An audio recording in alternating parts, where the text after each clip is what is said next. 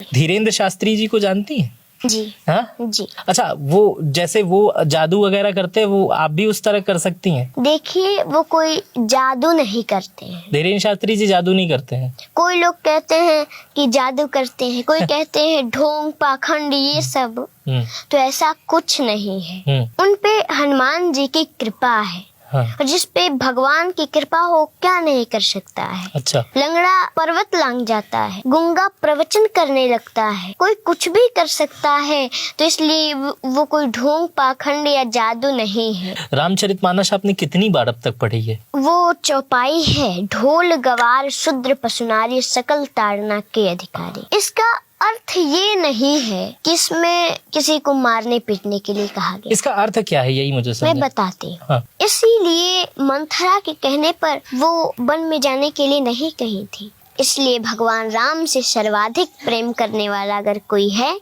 तो माता कैकेयी। आज मेरे साथ दुनिया की सबसे छोटी कथावाचक है, जिनकी उम्र महज 8 वर्ष है और ये 4 वर्ष की उम्र से कथावाचन का कार्य कर रही है। बीते दिनों इन्हें प्रधानमंत्री बाल पुरस्कार दिया गया है, जो राष्ट्रपति के द्वारा दिया गया है।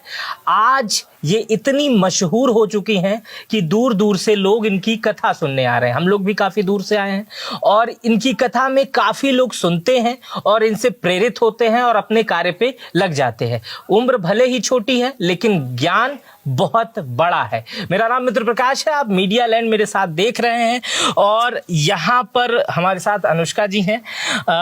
ये अनुष्का जी, अनुष्का कह सकता हूँ आपको? हाँ, देवी जी, बहन, इस क्या कहते हैं लोग आपको प्यार से? पूजनीय अनुष्का पाठक जी। हाँ, अनुष्का पाठक जी। इतनी कम उम्र में इतनी प्रतिभा आपको देखकर खुद लगता है कि आपके, पहले ये बताइए आपकी कोई दोस्त है? देखिए, हमारे मित्र, हाँ। माता पिता, सब कुछ, भाई बहन तो सब भगवान ही है। हाँ। जी। स्कूल जाती हैं? जी। हाँ। तो 4th में पढ़ते हैं। 4th में पढ़ती हैं? 8 साल की उम्र में 4th में पढ़ती हैं। तो स्कूल में कोई मित्र वगैरह बना? स्कूल में मित्र तो नहीं है। नहीं है। कोई बनने की कोशिश नहीं करता है या बनाती नहीं है आप? नहीं, हमारे मित्र तो हमारे भगवान हैं। हाँ। ये कहाँ से ये प्रेरणा आई इतनी छोटी उम्र में? ये पिज्जा खाने की उम्र है, कॉलेज स्कूल जाने की, बैग टांग के। इस उम्र में बच्चे जो, जब मैं आपकी उम्र का था तो स्कूल नहीं जाता था, तो आपके अंदर ये प्रतिभा कहाँ से आई अनुष्का जी? हमारे पिताजी, हमारे घर से थोड़ी दूरी पर एक रामकोला शहर है, वहीं पर कथा कह रहे थे। तो हमारे बाबा जी कथा सुनने जा रहे थे। हम बोले हम भी चलते हैं कथा सुनने। गए और पीछे से ही हम कथा सुन के और घर चले गए। और जो भी हम कथा सुने थे सब हमको याद हो गया। अच्छा। हम अपने बड़े पिताजी को जो भी सुने थे सब बताए और बोले हमको भी कथा करना है। वो बोले कथा कोई आसान चीज नहीं है जो तुम कह लोगी, तुम नहीं कह पाओगी, लेकिन हमने कहा नहीं, हमें कहना है। तो फिर अगले दिन गए और जितना सुने थे सब बैठकर कह दिए। तभी से हम कथा कहना शुरू कर दी। अच्छा, ये कितनी देर आप सुनी थी वो कथा? वो हाँ, कितने 15-20 मिनट। और वो 15-20 मिनट आपने दोबारा जाके 15-20 मिनट कहा, क्या उससे देर कहा? जितना सुनी थी उतना बताई। जितना सुनी थी उतना बता दिया। उसके बाद से ये पढ़ाई लिखाई आपकी ये कहाँ से होती है, जो आप भागवत करती हैं? जी। हाँ, तो वो पढ़ाई लिखाई कहाँ से होती है? देखिए, अभी तो हम किसी गुरुकुल वगैरह में पढ़ने नहीं गए हैं। हाँ। भगवान की कृपा से हम कथा कहते हैं। कौन सिखाता है आपको? यही तो मैं जानना चाह रहा हूँ, मैं भी सीख लूँ उनसे, इतनी कम उम्र में इतना ज्ञान। घर पे रहते हैं तो वैसे ही पुस्तक लेकर पढ़ते हैं और भगवान की कृपा से ही सब कुछ हो रहा है। अच्छा, आप अपनी उम्र के बच्चों से कभी मुलाकात करती हैं तो आप उनमें और अलग लोगों में डिफरेंस देखती हैं? ये जो अलग डिफरेंस होता है, वो बच्चे स्कूल से आके मम्मी खाना दे दो, चॉकलेट दे दो, मोमोज, पिज़्ज़ा, आप इस तरह के कितना सभ्य साधारण इस तरह से ये जो एटिकेट्स हैं, एटीट्यूड्स है, ये कैसे आ रहा है? ये कोई सिखाता है आपको? मम्मी पापा कौन सिखाता है? देखिए, कोई ये नहीं कहता है कि तुम कथा करो। हाँ। हमारे पिताजी या हमारे घर के लोग ये नहीं कहते हैं तुम कथा करो ही। हाँ। वो तो कहते हैं जो तुम्हें अच्छा लगे वो करो। हाँ। लेकिन हमें कथा में बहुत ही मन है, हाँ। इसलिए हम कथा कर रहे हैं। पिछले 4 सालों से आप कथा कर रही हैं, 4 साल की उम्र से आप कथा कर रही हैं। अब तक कितनी कथा कर चुकी हैं आप?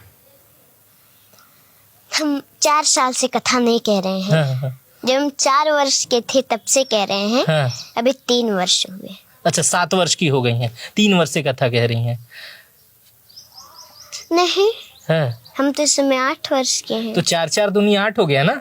हाँ। वही तो मैं पूछ रहा हूँ, 4 वर्ष की उम्र से। लेकिन 4 वर्ष की उम्र से तो थोड़ा बहुत कहते थे। कितनी कथा हो गई होगी इनकी? हमको लग रहा है 24-26 कथा आपके पिताजी बता रहे हैं। 24-26 कथा आपने कर ली, और पब्लिक उसमें आती है, उसमें आपसे लोग आशीर्वाद लेने आते होंगे, पूछने आते होंगे, बातचीत करते होंगे। हाँ? जी। हाँ? ये देखकर कैसा लगता है अन्य बच्चों के हिसाब से? मैं इसलिए ये बच्चों के, मुझे बच्चे भी बहुत देखते हैं, तो बच्चे जो देखते हैं वो देखें। एक इससे पहले मैंने एक आप ही के उम्र के एक छोटे महंत जी हैं, उनका मैंने इंटरव्यू किया था, तो वो भी इसी तरह की बातें कर रहे थे। तो ये मैं जानना चाहता हूँ, ये प्रेरणा चॉकलेट की उम्र में भगवत की प्रेरणा मिल कहाँ से रही है? अब ये तो सब भगवान की कृपा है। ये भगवान की कृपा कह के आप सवालों का जवाब नहीं दे रही हैं ताकि और बच्चे सीख न सकें, ऐसा है क्या? ऐसा है कुछ? नहीं, ऐसा कुछ नहीं है। अच्छा, ऐसा कुछ नहीं है। आप मतलब बताना नहीं चाह रहे? क्योंकि भगवान जो चाहते हैं वही सब कुछ होता है। हाँ। और भगवान चाहते हैं कि हम उनकी कथा के द्वारा लोगों का सेवा करें। अच्छा। लोगों को उस कथा को सुन के अच्छा मार्गदर्शन मिले। अच्छा, मैंने आपकी एक वीडियो देखी है, उसमें आप ये बता रही हैं कि कैकेयी जो है वो राम की सबसे अच्छी माँ थी, लेकिन पूरी दुनिया जो है वो कैकेयी को राम की अच्छी माँ नहीं मानती है। ये क्या प्रसंग है, ये मुझे बताएंगे क्या इसके बारे में? जी। हाँ। रामचरितमानस में, पूरे रामचरितमानस में, हाँ। या पूरे दुनिया में राम से सर्वाधिक प्रेम करने वाला कौन है?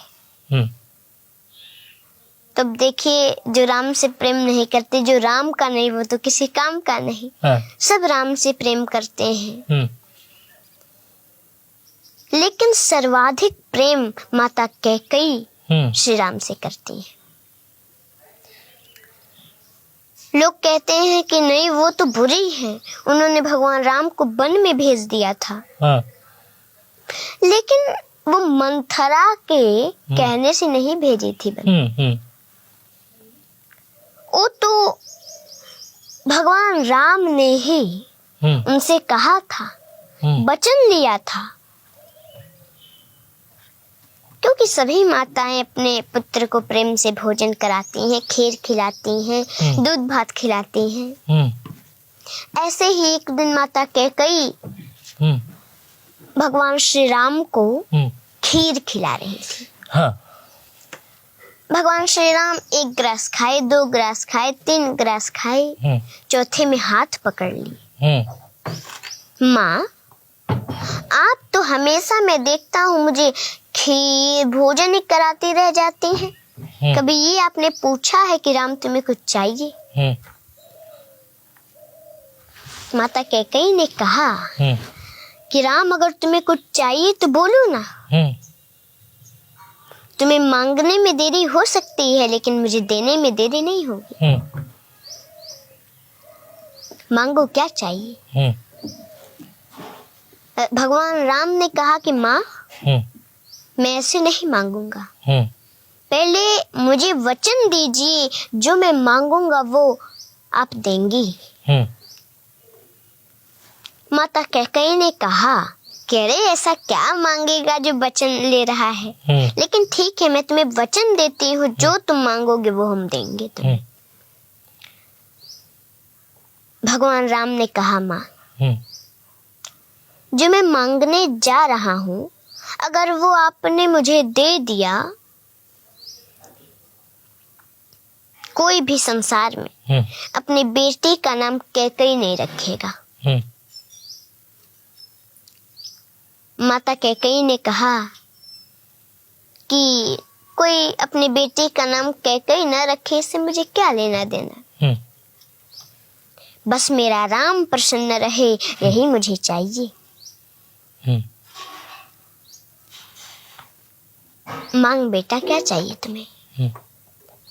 राम जी ने कहा कि माँ, जो मैं मांगने जा रहा हूँ, अगर वो आपने मुझे दे दिया तो संसार में आपका अपजस होगा।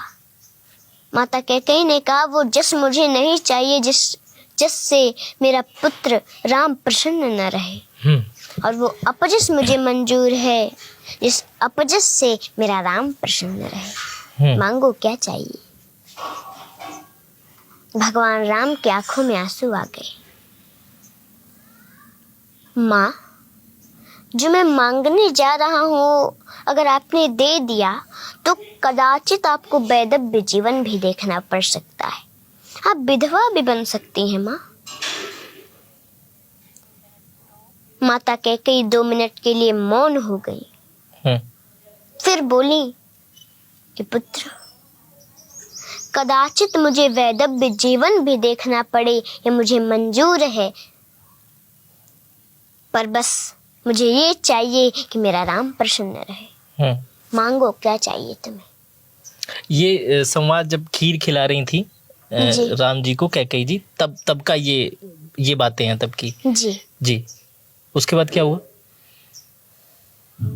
तो भगवान राम ने कहा कि माँ, एक समय आएगा, मेरा विवाह होगा, मैं अयोध्या आऊंगा, उस समय आपको मेरे लिए 14 वर्षों का वनवास मांगना पड़ेगा। माता कैकेयी जब ये 14 वर्षों का वनवास सुनी, धड़ाम से जमीन पर गिर पड़ी, बेहोश हो गई, और जो पिलाने के लिए, भोजन करा के पिलाने के लिए पानी रखे थी, उस पानी को भगवान राम लिए, मुंह पे छींटा मारे, उनको होश हुआ। बोली कि राम, संसार में कोई अपने बेटे का नाम कैकेयी न रखे, ये मुझे मंजूर है।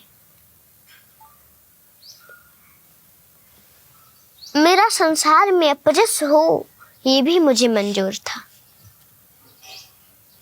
मुझे कदाचित वैधव्य जीवन भी देखना पड़े, ये भी मुझे मंजूर है राम, लेकिन मेरा राम मुझसे 14 वर्ष दूर रहे, तुम्हें 14 वर्षों का वनवास मुझे कदाचित मंजूर नहीं है राम।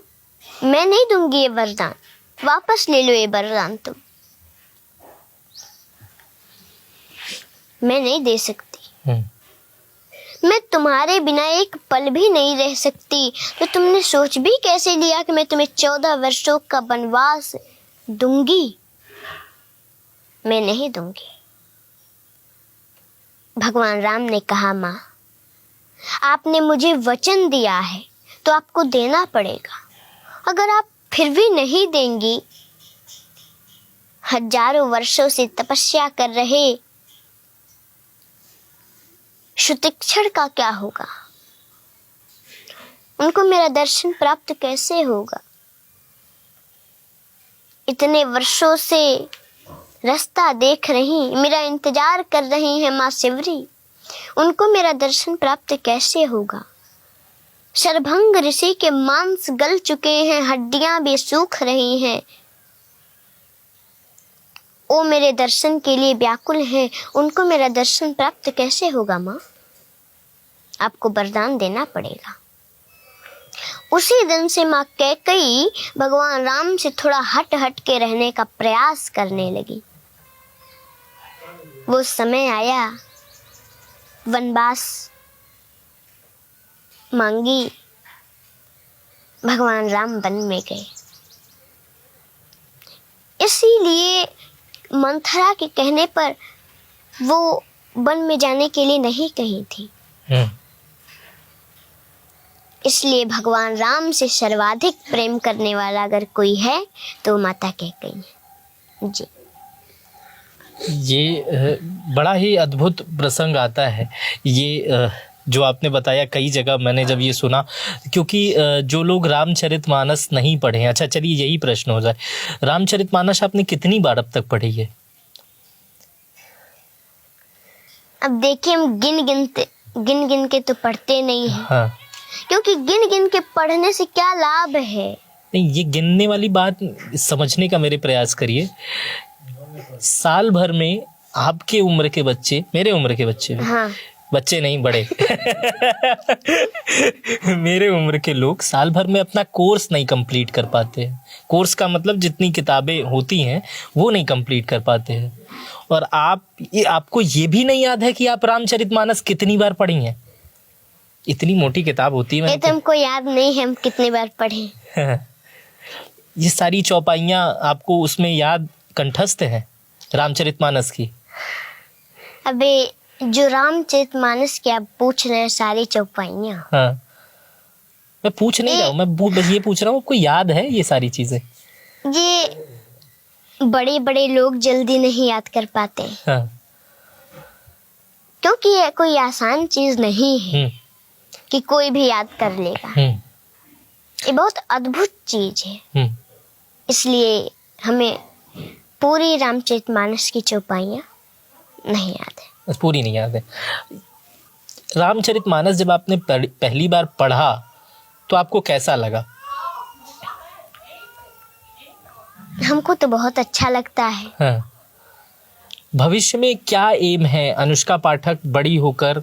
बड़ी तो आप वैसे भी ज्ञान में हो ही चुकी हैं, लेकिन आपने एक उम्र सीमा पड़ाव पार करने के बाद अनुष्का पाठक कहाँ जाने वाली हैं?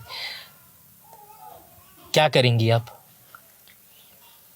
अब देखिए, जो प्रभु चाहे वो होगा, लेकिन बस मैं तो ये चाहती हूँ कि ऐसे ही भगवान की कथा के द्वारा लोगों का सेवा करते रहूं और इस कथा के द्वारा सबका कल्याण हो। नहीं, जैसे कि छोटे बच्चे जब रहते हैं, अगर वो ज्ञानवर्धक हो जाते हैं तो ये वो सोचते हैं कि मैं बड़ा होकर डॉक्टर बनूंगा, ओके, पिताजी सामने हैं, इंजीनियर बनूंगी, नेवी में जाऊंगी, एयर होस्टेस बनूंगी, ये तमाम बचपन की सोच रहती है। तो आपने ये सोचा है कि आप बड़ी होकर कथावाचक बनेंगी? जी। धीरेन्द्र शास्त्री जी को जानती हैं? जी। हाँ जी। उनकी कथा में कभी गई हैं? वैसी कथा में तो नहीं गई। वैसी कथावाचक बनना चाहती हैं उन्हीं की तरह? अच्छा, वो जैसे वो जादू वगैरह करते हैं, वो आप भी उस तरह कर सकती हैं? देखिए, वो कोई जादू नहीं करते हैं। धीरेन्द्र शास्त्री जी जादू नहीं करते हैं। कोई लोग कहते हैं कि जादू करते हैं, कोई कहते हैं ढोंग पाखंड, ये सब। तो ऐसा कुछ नहीं है। उन पे हनुमान जी की कृपा है। हाँ। और जिस पे भगवान की कृपा हो क्या नहीं कर सकता है। अच्छा। लंगड़ा पर्वत लांग जाता है। अच्छा। गूंगा प्रवचन करने लगता है। हाँ।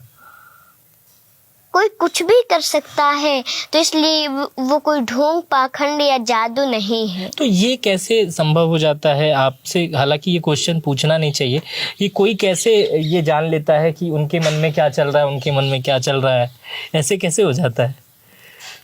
अभी हम आपको बताए कि भगवान की कृपा जिस पे हो, हाँ, वो क्या नहीं कर सकता है। यहाँ जो भी हो रहा है भगवान की कृपा से हो रहा है। जी। हाँ जी। हम खत्म करेंगे इसको। केवल यहाँ नहीं, हाँ, पूरी दुनिया में जो कुछ भी हो रहा है सब भगवान ही कर रहे हैं। नहीं तो हम लोग क्या कर सकते हैं? रामचरितमानस का राजनीति पे कुछ प्रश्न कर सकते हैं आपसे? हाँ, रामचरितमानस को लेकर के पूछिए। रामचरितमानस का कई राजनीतिक दल के लोग हैं, वो बड़ा विरोध करते हैं। कहते हैं कि रामचरितमानस में कुछ पंक्तियां ऐसी हैं, शूद्र गंवार ढोल पशु ताड़न के अधिकारी, इस टाइप का एक आप मुझे, मेरे ख्याल से उसे आप अच्छे से व्यक्त कर लेंगे। वो समाज को बांटने का काम करता है, जिसमें ये डिफाइन कर दिया गया है कि शूद्र गंवार पशु नारी, इनकी स्थान क्या है। क्या उसका आप मुझे बता सकती हैं अर्थ क्या होता है, या वो बांटने की चीज है या जोड़ने की चीज? मैं बताती हूँ। हाँ, वो पहले पूरा श्लोक मुझे हाँ। वो चौपाई है, ढोल गवार शूद्र पशु नारी सकल ताड़ना के अधिकारी। हाँ। इसका अर्थ ये नहीं है हाँ। कि इसमें किसी को मारने पीटने के लिए कहा गया। इसका अर्थ क्या है, यही मुझे समझ। मैं बताती हूँ। हाँ।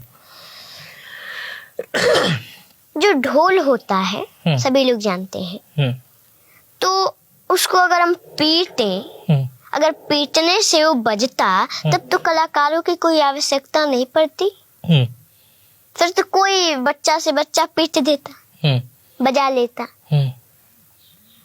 इसलिए पहले उसको ताड़ना का अर्थ जानना होता है। पहले उसे जानिए कि वो कैसे बजेगा, उसके बजाने का तरीका क्या है, तब आप बजा पाएंगे। ताड़ना मतलब देखना, जानना, समझना उसको। नहीं तो देखने से बजेगा क्या?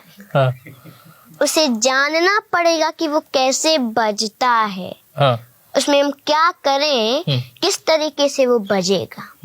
और गवार, कोई गवार है, पढ़ा लिखा नहीं है, तो उसके पास आप गए, इंग्लिश में उसे आप नमस्ते करेंगे तो समझेगा कि आप गाली दे रहे हैं उसे। और जब वो ये समझेगा तो वो भी आपको गाली देगा। वो तो जानता नहीं कि आप उसे नमस्ते कर रहे हैं, क्योंकि वो पढ़ा लिखा है नहीं, वो इंग्लिश जानता नहीं। इसलिए पहले उसे जानना पड़ेगा कि हम किस तरह से उसे समझाएं, वो किस तरह से समझेगा, उसे जानना पड़ेगा। और शूद्र, जैसे शरीर के, जैसे एक चारपाई है, उसके 4 पहिए हैं। चारपाई। और शरीर में भी 4 वर्ण होते हैं। जैसे ये जो सिर है हमारा, वो है ब्राह्मण। और ये जो हमारा हाथ है, ये है क्षत्रिय। हमारा जो पेट है, ये है वैश्य। और जो हमारा पैर है, वो है शूद्र। तो ऐसा नहीं है कि शूद्र को मारने पीटने के लिए कहा गया है। कोई भी आता है घर में, तो सिर को तो छू के कहता नहीं कि मैं सिर को प्रणाम करता हूँ, हाथ को छू कर तो कहता नहीं मैं प्रणाम करता हूँ। वो तो पैर को छूता है और कहता है मैं प्रणाम करता हूँ, पैर को प्रणाम करता है। इसलिए उसको भी जानना पड़ेगा। ढोल गवार शूद्र पशु,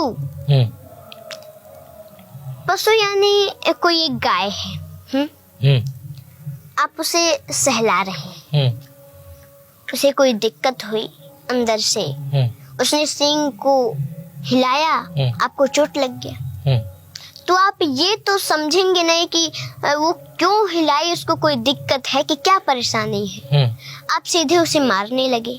तो पहले उसे जानना पड़ेगा कि उसे क्या दिक्कत है, किस लिए वो सींग हिला रही है।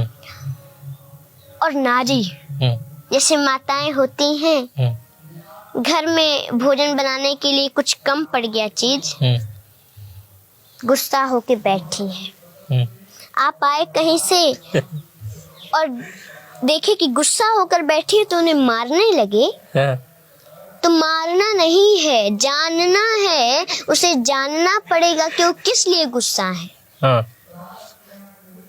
आप जानते हैं नहीं कि क्या बात है, और आप उन्हें मारने लगे। इसलिए ताड़ना का अर्थ जानना होता है, मारना नहीं होता है। और रामायण की जो बात है, रामचरितमानस की, तो इसमें केवल जीवन जीने की शिक्षा मिलती है। इसमें एक माता को अच्छी माता कैसे बने, एक भाई अच्छा भाई कैसे बने, एक पिता अच्छा पिता कैसे बने, ये सब सीख मिलती है उससे। वो किसी को लड़ाता नहीं है, वो किसी को बांटता नहीं है, वो तो सबको जोड़ने का काम करता है। इसलिए मैं सभी लोगों से निवेदन भी करूंगी कि घर घर में लोग रामचरितमानस को पढ़ें।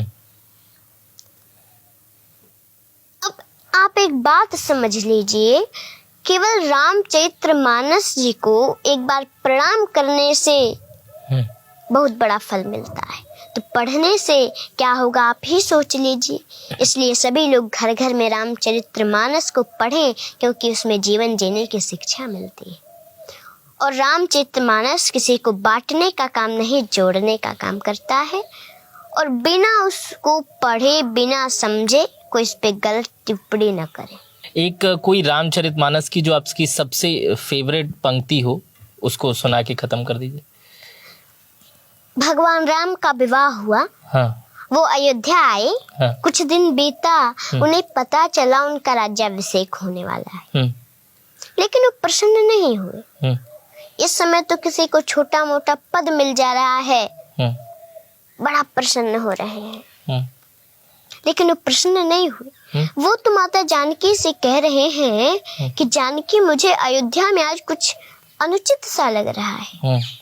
हम चारों भाइयों का जन्म एक साथ हुआ, उपनयन संस्कार एक साथ हुआ, पढ़े एक साथ, विवाह भी एक साथ हुआ, तो मुझे राज्य अकेले क्यों दिया जा रहा है?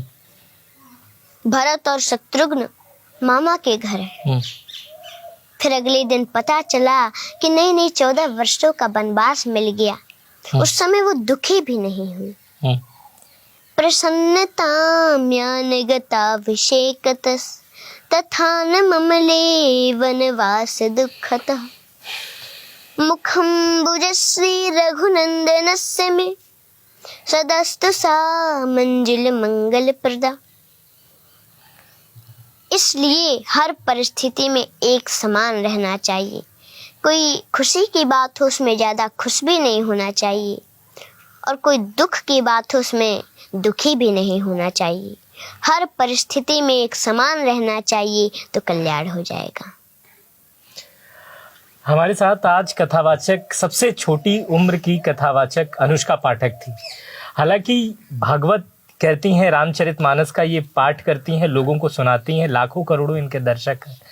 अगर ये वीडियो हम लोग बनाना शुरू करें, इनसे बातचीत शुरू करें और खाने पीने का बीच में मामला चलता रहे, तो ये मुझे लगता है कई महीनों तक चल जाएगा और चीज़ें ख़त्म नहीं होंगी।